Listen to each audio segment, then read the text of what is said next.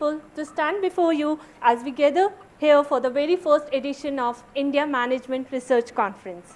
I am extremely happy to welcome you to the first session of the track on gold and precious metals, business and economic policies. It is fitting to commence our journey of exploration and collaboration with the timeless tradition of welcoming our guest, the keynote speaker today, Mr. Somasundaram, with a bouquet of flowers. I would like to invite Professor Sundavalli, the chairperson of the India Gold Policy Center at IIMA Ahmedabad, to join us in welcoming Mr. Som. Ma'am, please. I thought this was my home. I don't need a welcome, but thank you very much. I'm so touched. You know, Som tells me this is his home and he doesn't need a welcome here. I'm so touched. And in fact, I was just telling Som and I know some of all my friends over here. Every time I meet you in a venue which is not my home actually. So for various reasons, we do our IGPC conference in Delhi or elsewhere. And I feel really good about this particular conference because this is first time I am able to give all my industry friends a sneak peek into my home, into my classrooms, into everything. At the same time, this is only half of the story. The other half of the story is to my colleagues over here at IIMA Ahmedabad. I am able to show them, see, look at all my friends over there, you know, see, these are my industry friends, you know, they never know what we are doing at IGPC, they never know who are all my friends. So I am able to showcase all of you to my friends, so we are extremely thrilled and nothing can make me and make us happy more than inaugurating the thing with Som's keynote. Thank you very much. Welcome, sir. Thank you. Thank you. And thank you very much. Thanks so much for talking to us. Oh, it's my pleasure. So, good morning. It's a real honor and privilege to open this track of the conference with some thoughts on gold. Now, I have chosen a particular theme, which is, as you can see, the mindset change to unlock wealth. Okay. A couple of days ago, I was just talking to some very young people who have joined the India Gold Policy Center.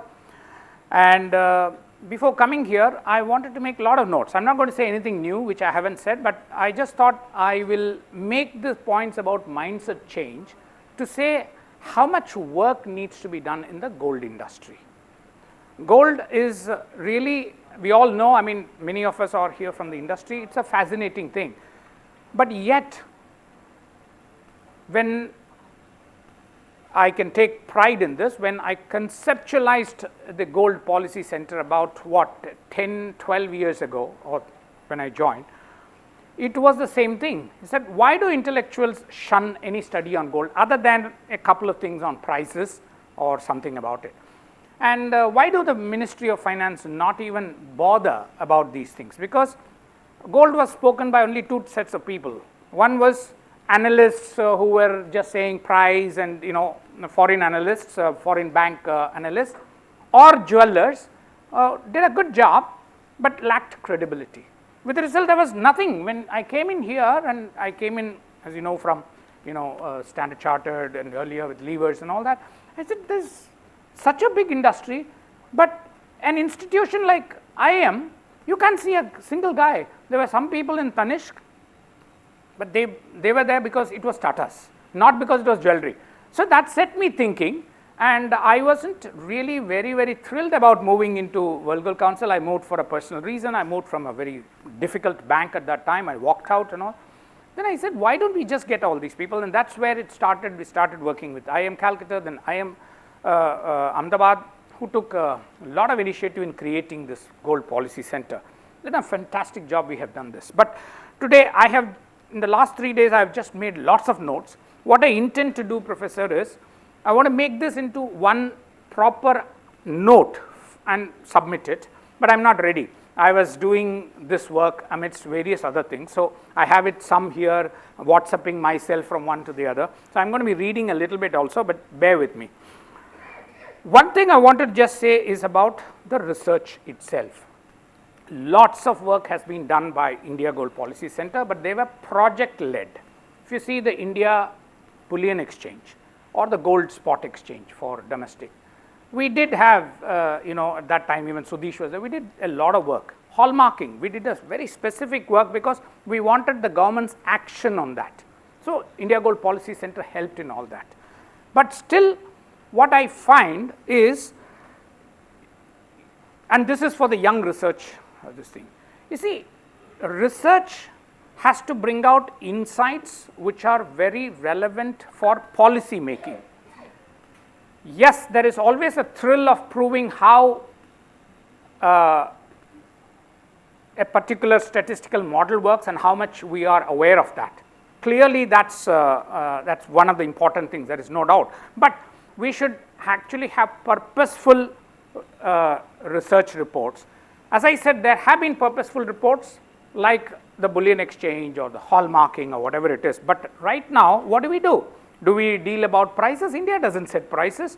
So yes, statistical models are important. The academic exercise about correlating prices with anything that happens is very important. And it's important to prove to yourself that you have the ability to forecast, to predict, etc. But are these the only problems for the industry? So that is where I was just saying, we have to have research which gives insights for policy actions going forward, and that's why I chose the theme mindset change to unlock the wealth, because India has, as you know, 30,000 tons or even more of gold, but it is not completely unlocked. Every time I read in the paper the FPIs withdrew $3 billion and market has crashed by 3%, I'm just wondering, $3 billion, Zaveri Bazaar, probably that day's sale. That's all, right? And somebody is withdrawing $3 billion, here we are importing $3 billion, and market is falling and it is creating a big shock around the world. I mean, nobody even bothers that, people come in probably yellow taxis and buy whatever gold. So that set me thinking, saying, how do we unlock the gold? Now, when you say unlock the gold, there are lots of mindset issues. And I'm going to talk to you about a few things, but I will make a comprehensive note, Professor, for the research graduates. Give me a few days. I'll clean this up. I have written all over the place. But pardon me, I'm going to be, just for my thought prompters, I've just noted down a few of this. I'm going to be talking about it. I will tell you what are those mindset issues. And as young people in research, who I believe are going to really change this industry. This industry has so much to offer. Trust me, I have worked in levers, I have worked in many this thing, including ice creams when I first came in. This industry has far more management potential to transform lives of people than any other industry. Absolutely. And you can do that as young people. Now, that's where the mindset has to be understood. Now, I'll tell you what I mean by that. As I said, a purposeful research, not just about proving a statistical tool or proving your intellectual superiority, but about doing certain things which will guide policy action. First, mindset. Whenever I attended any conferences, during monetization, I used to do quite a bit. First thing, several bankers will come and say, sir, I'm sorry, I'm breaking a little bit. Sir, women don't like melting jewelry, sir. My wife never gives my jewelry, sir. Then the jokes will go around. By the time 20 people finish their jokes about how their wives don't share their jewelry with them, the meeting would have wasted 40 minutes. Okay? I won't do that. I will definitely finish it in my 30 minutes, 10:04. Now, do women really not melt jewelry? Yes, everybody is attached. I mean, that way human beings are always attached to things. You look at the data. In a year, 250 to 300 tons of jewelry are melted and remade into jewelry. Do you know that? It is not just about the recycling gold for cash. People come, sell gold, jewelry and take cash. That's hardly about 100, 120 tons. You ask any jeweler, 1/3 of his business is old jewelry for new. You bring your grandmother's jewelry and say, I don't like this, make something else. Is it not melting? Yes, there are a few pieces you are attached to, But when you are talking of 35,000 tons, don't give that as this thing. That's a mindset issue. Now, who can prove this? Only researchers, by saying that this mindset is wrong. Ab initio. Women melt lot of jewelry. Absolutely changed. Now, but that has to be proven. That has to be proven only by bright minds like yours. Next, I am not going to list the whole thing. As I said, I will do this. Banks selling gold coins, because I have always been a proponent of that. Banks should sell standard Ashok Chakra coins, just like American Eagle or this thing. Oh, that will increase demand. That's again a mindset issue. Tell me, how many of you believe that if banks sell gold coins, gold demand will go up? Do the study, since you have that. It will not. I will tell you, it will bring down the gold demand. You know how? What is happening today is, when you have a gold coin which is absolutely undisputed in terms of purity and size and standards and all that stuff, and I buy it from a reputed party like a bank, right? One of the big banks, my favorite banks, putting it, etc. Like in China, they do it. What will I do with that? I'll keep it, obviously. It is standard, so I don't have to melt it again. Let's assume that the packaging and all is there.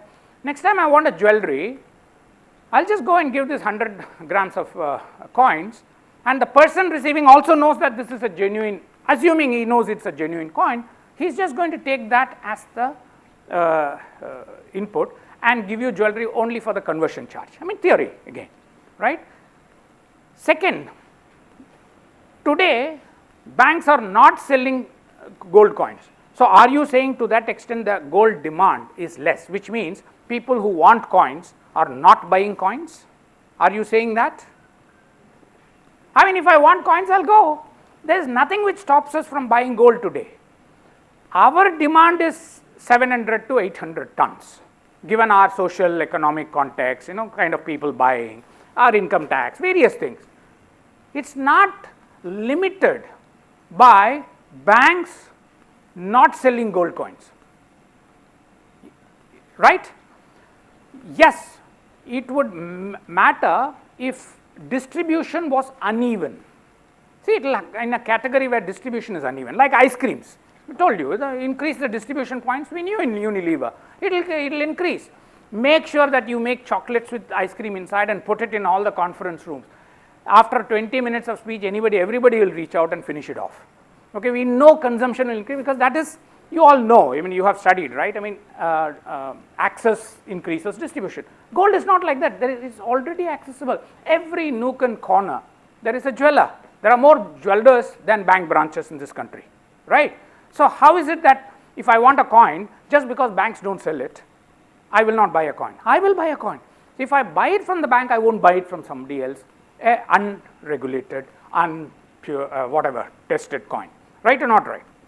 Second, coins can also increase our exports. Imagine having Indian cultural things through various themes in the coins. You will have it as a good export. Now, these again has to be studied. Now, anytime you go to somebody, they'll say, no, banks do not sell coins because it is going to increase demand.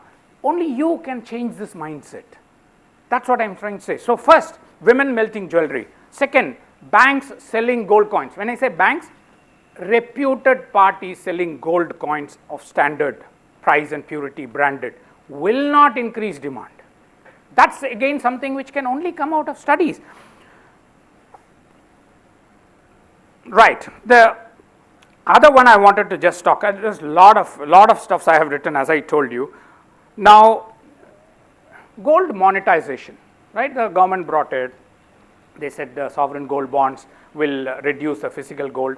Actually, I was at that time, that was the only product. I did not have too much this thing. I mentioned it, saying that it will not reduce physical buying. Rather, it will promote gold buying, because even those who are not interested in gold buying will look at it and buy. And it's exactly what happened. The 120, 130, whatever tons, in my opinion, most of this have been bought by people who otherwise will not go and buy jewelry. They just said, hey, cheap product, 2.5% bhi milta hai kya?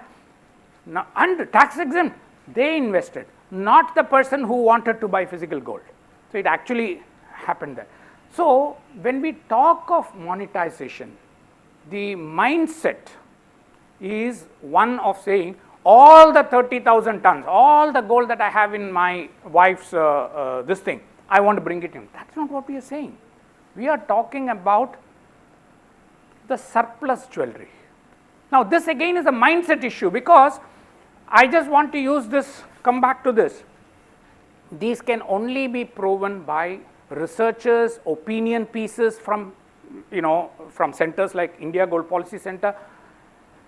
Let's be very clear, because people are going to come into the bullion discussions with absolutely these kind of mindsets, which are untested, unproven, not studied, not backed by data. They will simply say my grandmother was attached. That's what we know about gold. You have to change that mindset. You are going to say that it is not 30,000 tons we are targeting. It is 3,000 tons. It is a surplus jewelry. Now, how to present it? Research based? Is it based on opinion pieces? That's left to you. But unless an authority figure like IGPC does that, you're going to have a difficulty. People will come with the same mindset. Conversations will be sidetracked in no time. We'll never get a proper policy. So, more important than, I'm not saying for one moment what you have done so far is not there, or what you are all doing is not there. All I'm trying to say is add a few of these mindset issues and see how you can do this. Now, I'll give you a couple of things more. When it's very interesting. Indians, the moment you say this is a Swiss coin, how do people sell coins in India earlier? Sir, Swiss coin. As if, like Swiss chocolate. Yes. King George. Swiss. I'm saying, okay, Swiss coin, brilliant. So, Indians have this mind that Swiss coin is very good, right? You have monetized a lot of Tirupati gold, lot of Siddhivinayak gold, whatever monetization we have done. You have done 20 tons, 30 tons, etc. Have you ever heard somebody coming and giving you a coin made out of Tirupati or a jewelry made out of Tirupati? That is what this industry lacks. You understand? The mindset is gold, but actually it is not the mindset. In the same breath you are saying Swiss coin. Why did you say Tirupati jewelry? Why? Mindset issue. You understand you may not agree with me. All I am trying to say is there are many things you may not agree. Prove at least that this is not correct. And that is a good enough study for us to go to the ministry and add to the body of knowledge. You get my point? I mean, a country which is craving Swiss coins does not even know that the monetized gold which has come from some temples could be branded as those temples, the source. Today everybody says please look at your source and things like that. And what happens when you say, typically when you say it comes from a particular temple, I would have paid any amount of premium on that. But you just lost it because there is nobody to tell them that. The bank took it, PNB, SBI, whatever it is, they just jumped it as another gold. So simple, right? Now, who can change this? You. Because the brand consciousness is not there. They think the brand is Tanishq, brand is this thing. Now,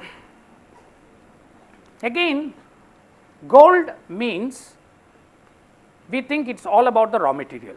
I've never seen it. I come from levers. Yes, biscuits is about wheat and sugar, but it was just more than that, and milk. I mean, we never looked at those. I mean, some accountant will do it. Margins and pricing are completely different. I understand in jewelry it's difficult, but why do you look only at gold? What happens to the ecosystem around gold industry? Have you noticed that India is more dependent on imports for the support systems, XRF machines? One of the biggest consumers of gold, even the XRF machines come from Japan or Germany. You are very, very pleased to say this is a Japanese machine. We can't make it here. We don't even have a tie-up to make it here. Right? So why don't we look at the support systems? What is the opportunity for gold industry to become more indigenous, even while gold is imported. The problem today is not gold alone. The problem today is the whole industry, in a sense, is behaving like a commoditized player. Just get the commodity and dunk it to the people, because people are there to consume whatever it is. So now I can go on. There are about 40 points I have written. I'm not going to list everything, but I'll give you a quick glimpse of a few things.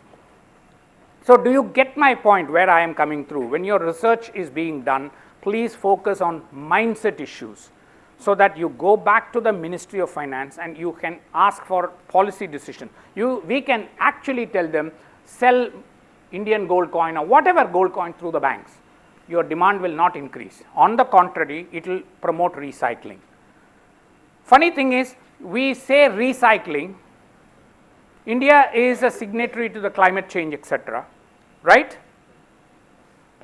Recycling is not an economic issue, it is an ESG matter, but you will still look at it as economics. Oh, taxes, that, all that stuff. Recycling doesn't develop. You develop a proper recycling industry, what happens to you is you are going to contribute to ESG. I mean, look at iPhone. They have said that we will not buy mined gold anymore. We will only take recycled gold. And here in India, we have huge potential. Yes? So I am saying that, in fact, adding to that, the banks can actually buy back that gold. Absolutely. So this is something, again, why am I talking to you? All I am trying to say is, focus on the mindsets that have limited the growth and the potential of this industry. It is not purely about duty. The funny thing is, there is another, these are all points I have made, so I have just collected. The duty, high duty, how many consumers really know what is the duty? I mean, gold prices went up by 120% in the last 3.5 years, 4 years, right? How much of it is duty driven? How much of it is global factors driven? Nobody has a clue. I only see the gold price going up. But still, in all discussions, the first conversation is about duty, as if the consumer is just waiting outside the door and say, have you brought a duty cut for me? Look at how the conversations in India are just being, I would say, misunderstood by ourselves, okay, probably genuine interest, to not find a solution. I have always said duty is not a consumer issue, it's a trade issue. You guys are, and the Minister of Finance once said that right, you guys are selling the gold, no? You know the minority which is doing this unofficial things. Why don't you eliminate the minority? Why don't you have a self-regulatory mechanism? No. Now, who can say this? All I am trying to say is, like a nail going straight into this thing, research has to be very, very direct. It can be opinion piece also sometimes. In fact, IGPC just raising a few hypotheses to say this has to be studied will be enough to set the policy discussions going around. The other one I want to ask you, who buys gold in India? Who buys gold? Rich or the poor? Who? I want to just say, see, no, it's a rich. It's a 80-20 principle. Now I am out of World Gold Council, I can say this. No, but there was a study we did. We just quietly said this because I was not ready at that time with all the confusion. It's actually by the rich. Take this thing. It's a 80-20 principle. 80% of poor people, yes, buy gold, but the value is 20. Value is 20. Right or not right? So what does it lead to? If you are a researcher, what does it lead to? Professor, I have another 5 minutes. No. I have told Mini also, we'll all end at the right time. As I told you, I will write. So, what do you think? How does it matter to us, whether rich or the poor buy? I'll tell you how it matters to us. One of the biggest thing is, this is a cash intensive business. We have been saying KYC, AML, digital payments. We have even approached the government to say, give a concession, let everybody pay only digitally, etc. The moment they say that they are poor people, they will not like it, right or not right? Now this has to be studied. I am not saying, none of what I say is gospel. It has to be proven. That is why I am addressing this bunch of intellectuals to say, study and throw your ideas. Even your ideas could be challenged, but doesn't matter. You're driving real policy action. Point is, if 80% in value, I'm just putting this thing, is bought by the rich people, you should apply every, sorry to say this, damn thing that I go through when I have to invest in mutual funds to these people. Right or not right? I mean, it's a unfair thing, right? But if you ask the government, mindset is, no, poor people buy a lot of gold. We can't force them. They are always, I mean, the mental impression is almost as if a banana guy on the this thing is just earning, and that little bit of saving is coming and buying gold. No, the lawyer in near the Bombay High Court is buying gold. I am buying gold. Okay, this again is a study, right? You agree? This is a fantastic thing to study, and all these are disputable. See, the point about all these is, if something is already known, you won't be interested. Your mind will lose the curiosity. This is all amazing things for you to study. Yes, a little bit of discussions will have to be done, and this has also, the study is, you can actually link it to people. How much of gold does each household have? Actually, it's a great study to have with all your tools. If I have a house, if I have an agricultural land, if I have a urban house, whatever, or two houses, generally I will have so much gold. Given that, I don't know what tool you will use, but based on the past of India, 80s, 90s, you could probably draw and say that this is the amount of gold you can expect. I'm telling you that research report will probably go for millions of dollars. Right? So like that, and last, I'm just not going to go through, I'm going to end up with one final thing. Look at all the things we wear, health watches, right? BP, everything we wear now, and beautiful blue ones and all that. People these days don't even bother. I have blood pressure. Earlier if you have something wrong with you, you will feel ashamed about it, but now it's okay. This is as long as it is the color is matched with your t-shirt or something like that, it's fine. I always have told this industry, what kind of innovation are you doing? You think a wedding is going to drive your demand all the time? That's why our exports are very, very poor. Why don't we have health and safety features in the manufacturing of jewelry? After all, jewelry is one where at least a ring or this thing, somebody keeps wearing it. Can't we integrate it? Can't we have imagery of this? So this is again not just for a statistical thing. You can build imagery about all this and drive this thing. So things like this, I think what I wanted to just stop here, as I said, I'll send the paper, is work on the mindsets. Work on the mindsets. Research must not be only to prove that you are all intellectually superior. You are intellectually superior, there is no doubt about it. But it has got to lead to definitely a couple of policy actions. And policymakers are looking up to some institutions like yourself, some bright minds like yourself, to tell them exactly what the issue is all about.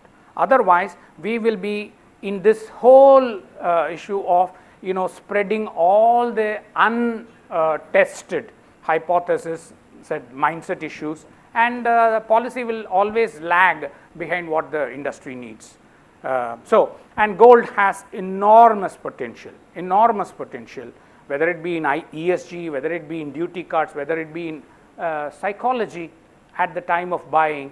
Why do people buy gold? That kind of stuff. So start working about it, and I know this center itself, I am now talking specifically about this, the amount of money that can flow into this kind of research is unlimited. You just have to unlock your mind. As I said, your mindset change to unlock wealth, even to unlock your research, and just absolutely, your director just mentioned, India-specific, India-centric, policy-focused research is what we absolutely need.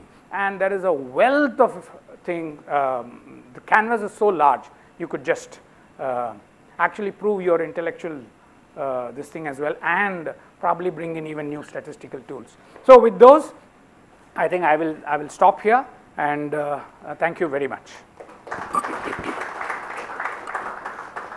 Thank you, sir, for your enlightening comments, which offer invaluable insights into the nature of mindset change to unlock wealth.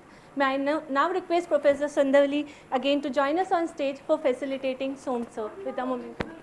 Huh? Yeah, I think we'll do it later.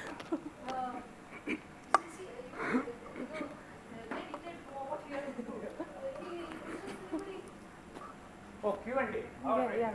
Yeah. Yes. Hi. If nobody has, I think I will have. Yes, Professor. So we have been talking about mindset change with respect to unlocking wealth, and I know that there are some of my IIMA students are around, okay, and this time it is a break time, they are all around.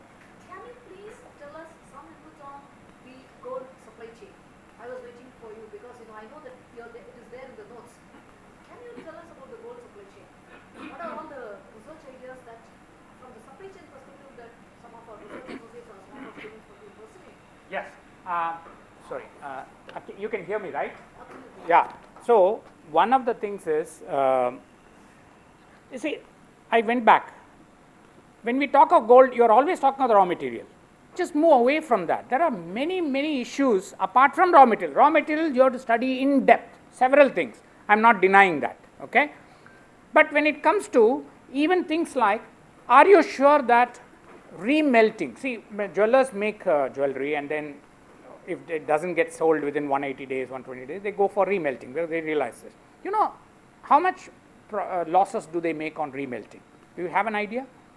Similarly, 1/3 of a jeweler's business is recycling of old jewelry. Does it always have to be remelted? Can we make sure that none of these are remelted, but the design is such that it is modular and it can be probably chipped and chopped or whatever it is? I don't know. Third, how does gold jewelry move? This has fascinated me. I've never understood. None of what I said, please understand, is something which I already know. It's when you have something I don't have. That's when the trade happens, right? You have the ability to answer these questions. That's why I'm posing it to you. Have you ever seen how gold jewelry moves in India? What kind of movement happens? I understand chain and bangles and all produced and sent all over, but the rest of the things, it goes somewhere, gets produced, comes somewhere, gets stones are fixed, and then goes somewhere, and then there is an exhibition, and then it goes somewhere. Do you know how much we spend on these things? What is the logistics cost of these things? Yes, Tanishq will say something, but I am just saying that overall, it is my, again, hypothesis, the industry is not very efficient in this.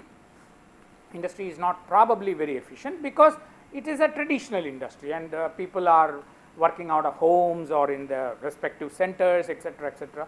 Now, does it have a OR element to make things better? Absolutely.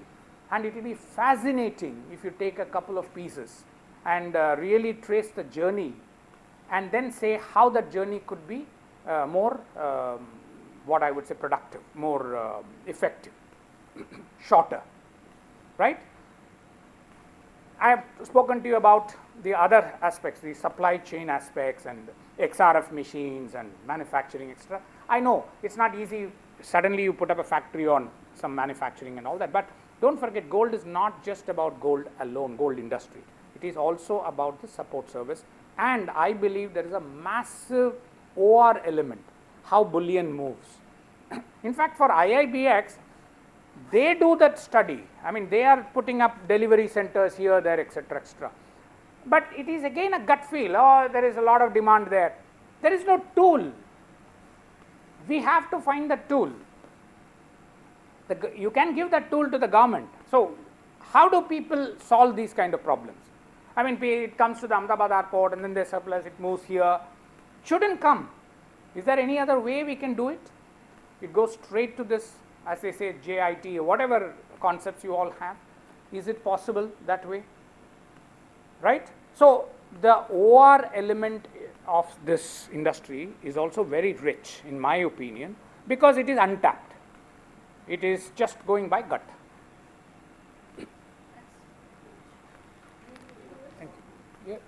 Yeah, quick.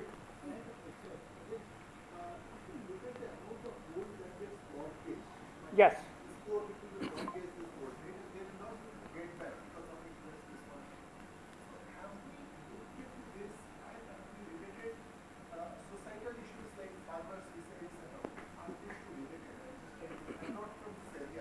See, that is obviously they are related, but if you really see, this is where I said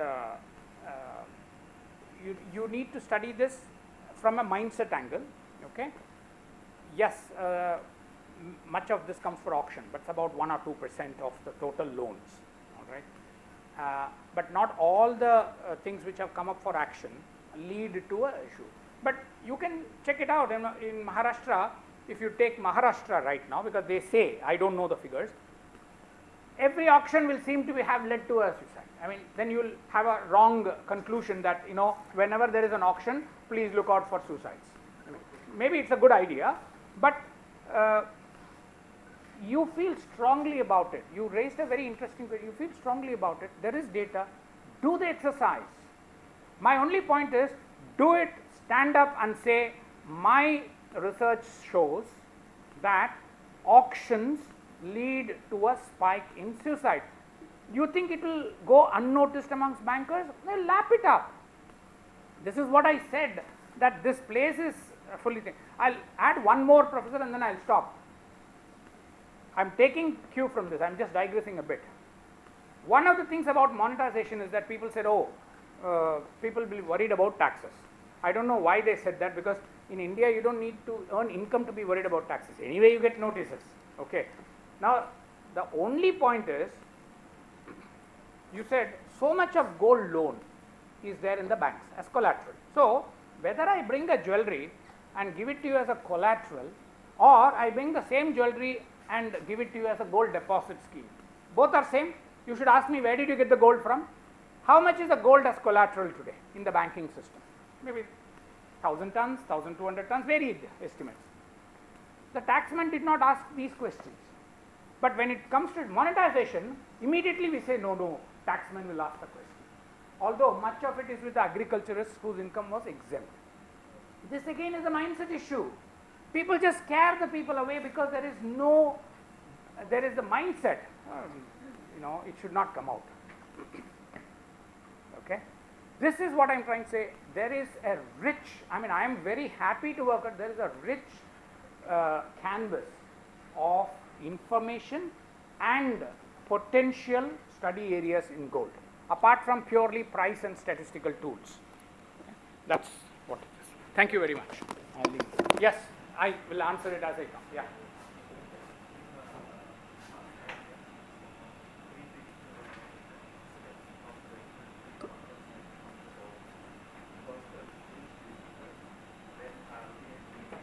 Tons of gold, and now RBI bought around more than 70 tons of gold, most in the world.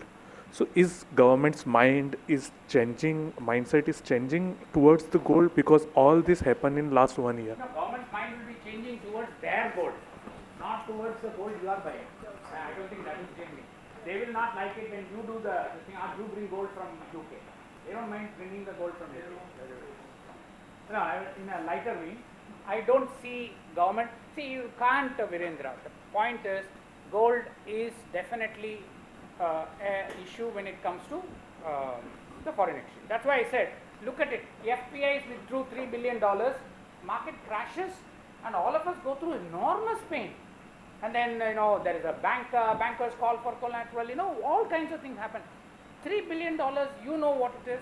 It's very bizarre, probably is just, they probably forget to count it on certain days. Yes. Maybe I came across this concept, how the mindset is changing. So 1 month back, I had purchased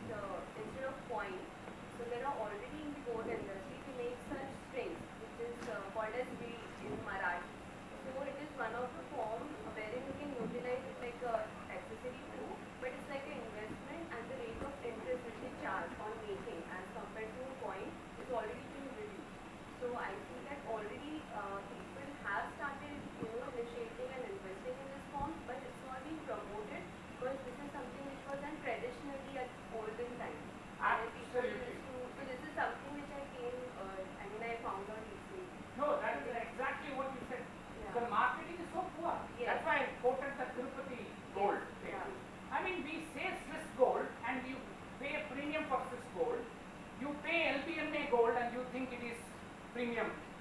But when you say it has come from Tirupati and recycled, you don't have a premium on that. It is merged along with all the other this thing. Probably a conflict gold and Tirupati gold get this thing. That is what I'm saying. We are missing opportunities. Even set aside imports and exports. We are missing big opportunities here. That's where I want to trigger this concept. Exactly. Okay. Yeah, I think I will stop because it is 10:15 and Sir, next just last. yes. Sir, considering the current generation demographic changes and all, now more people are keen to buy digital golds or sovereign gold bonds over the physical form of gold, also due to the storage issues and theft related issues. So what are your views on that? Great question. Again, you should have covered. You said that people are buying digital gold. Yes, I also believe. But don't forget one thing. You think as markets get sophisticated, people will move away from gold? You know which is the highest demand country for gold in the world? It is Germany. In per capita. It's not the most sophisticated capital markets. US, sophisticated capital market, people still buy gold. So, financialization of markets alone does not mean that you will move away from gold. No. Okay. But now I'm turning it. Yes, people are buying gold, digital gold. But there is slightly stretched this. Today, India is a young poor country. It is also aging, right? I know a lot of old people now who are all living largely away from children, etc. They have gold jewelry. They want to actually give it away in a very, very smooth way. There is no way. You have to go to the same jeweler, and it's like walking up to a private banking thing. He's never going to allow you to withdraw, right? I mean, you will only give one investment or the other. It's almost, you don't know when you go to a private wealth guy whether it is your money or his money. Okay. But similarly, we don't have the proper system for the old people. Can't we have, through studies, say that people are getting grown up, people are having wealth, which is high risk for aged people. They don't need also more than that. They don't want. Can we facilitate for those who want above 65 or 70? No questions asked. You can bring your gold up to 2 kg, whatever it is. See, test it out. Now, this again has to be a hypothesis. This can be an opinion piece, right or not right? Give gold monetization specifically for senior citizens above a certain age. Things like that. So, yes. The same digital gold, I'm just stretching it, saying that youngsters are going for digital gold, old people are sitting on gold, give something for the old people, don't do anything for the young people. You could talk about it. Okay? So, this is what I tried to say. Okay? Thank you very much. Only I have an answer to that also. Recently now the research says that around 60% of the financial advisors are saying go into real world assets. And out of that they are saying that more allocation is for physical bullion. Not even ETFs and digital. Yeah. That is what is happening. Yeah. Thank you, Professor. Thank you. Yes. We will keep it during the break. I think we can continue the discussions. Yeah, because I have other So, I don't know, this is the first time I'm seeing a very different soap. It was, you agree with me. You agree with me, all of you, right? All my industry friends, who have all known soap for so many years, we are seeing a very different soap, and it was, as much as a keynote, it was more educative. It was more educative, and it was like, I can kind of, list out how I should convert whatever you have stated in terms of mindset change to wealth, in terms of a couple of research problems, right, to go away with this. And very informative, very educative, very illuminating, and I could also see some of the audience who are my good friends here from all the industry startups who all became like students. Perhaps this place made it, or perhaps so was very instrumental in that. Thank you very much. Thank you very much. What is that? Yeah, process soap, right? Thank you very much, Professor. Thank you very much. Thank you.